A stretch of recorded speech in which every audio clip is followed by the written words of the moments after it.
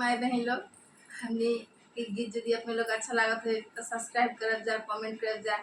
और फेसबुक में देखा हो जा तो फॉलो करब जा। और हमने तिलक के गीत गाए जाते जा। आज हमने के नतून मेहमान आए होने हमने फुआ आए हन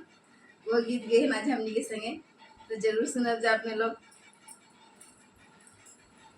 नरियर आल रुपैया लिया समधी बक्सा में हार के खोली के देखा समधी गाड़ी देबो चुन के खोली के देखा समधी गाड़ी देबो चुन के गाड़ी देबो चुन के बहिनिया लेबो हान के गाड़ी देबो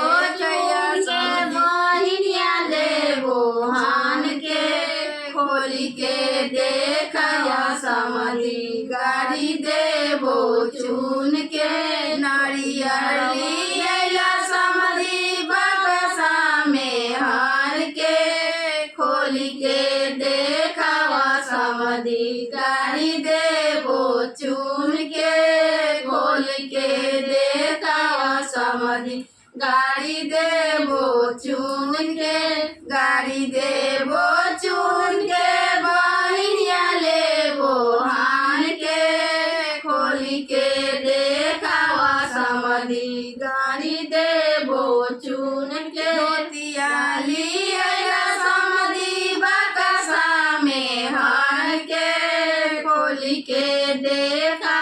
समधी गाड़ी देबो चुन के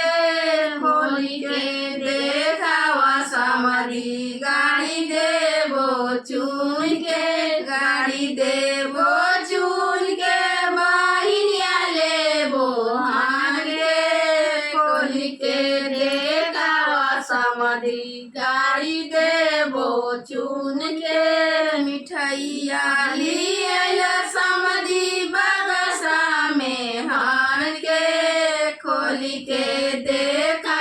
समधी गाड़ी देबो चुन के खोली के देखा समधी गाड़ी देबो चुन के गाड़ी देबो चुन के बहिनिया लेबो हान के खोली के देखा समधी गाड़ी देबो चुन के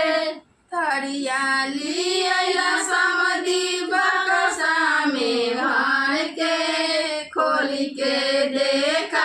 समधी गाड़ी देबो चुन के खोली के देखा समधी गाड़ी देबो चुन के गाड़ी देबो चुन के बहिनिया लेबो